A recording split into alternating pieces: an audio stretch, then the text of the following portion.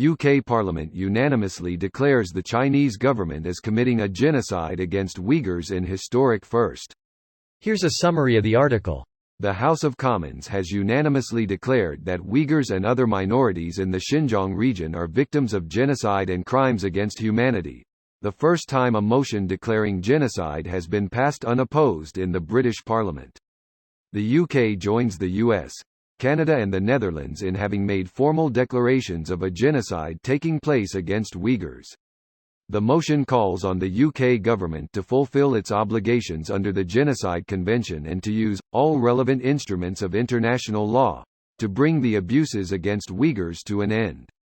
Next week, the Italian Parliament's Foreign Affairs Committee will debate a resolution proposed by IPAC member Delmastro Della Vita condemning the genocide against Uyghurs, while a motion led by IPAC member Samuel Kogolati labeling the Chinese government's actions in Xinjiang as a genocide has been tabled in the Belgian parliament. Today Parliament has spoken with one voice and called out the Chinese Communist Party's brutal oppression of Uyghurs for what it is, a genocide. The Chinese government's actions against Uyghurs, Kazakhs and other Turkic groups is nothing short of a genocide. The Chinese government cannot be allowed to continue to carry out crimes against humanity and genocide with impunity. This post received a score of 120,000, with an upvote ratio of 87%.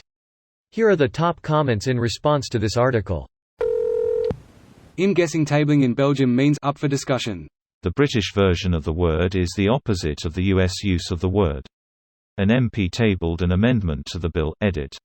Pleasantly surprised how many of you are discussing the two different uses of the word. I will say, as an American who works with British people all day, I truly see the word work both ways. You have handouts for each attendee. Each sheet of paper outlines an issue to be discussed. And here in Canada we absolutely use it both ways, which gets confusing. So tabling the bi-weekly meeting could have 4 outcomes. Stop the meeting once every 2 weeks. Stop the meeting twice every week. Start the meeting once every 2 weeks. Start the meeting twice every week. In the UK we'd likely say fortnightly if we meant every 2 weeks. I have always wanted to ask. I mean, we pissed them off by offering many Hong Kong citizens expedited paths to living, working in the UK, so we may as well go the whole hog and piss the CCP off more with this. Let's go United Kingdom, United Kingdom. It is about time that our government actually did something to make us proud. We have been embarrassed by them for such a long time. Here's the sad thing, the government officially abstained from the vote, so this was EMPs led by the opposition and the Lords declaring it, not Bojo. Same thing happened in Canada. Seems it isn't a left or right thing. Just the government's being too fucking cowardly to stand up to China. Yeah, this is the problem when you allow greed to ensure you move all your manufacturing to a third world nation. You become controlled by their control of your economy. China has been very smart in exploiting that leverage, so governments are loath to do the right thing and condemn them for fear of the economic repercussions. I hope we will see companies moving their manufacturing elsewhere soon. Maybe even do some of it back here in Canada. It won't come back, but India and Thailand are already booming because of distaste for China's cock in our mouth. It takes time to untangle from China's supply chain. All I'm hearing is that we can no longer exploit child labor in China, so we're going to do it somewhere else. That's already sadly moved to Bangladesh.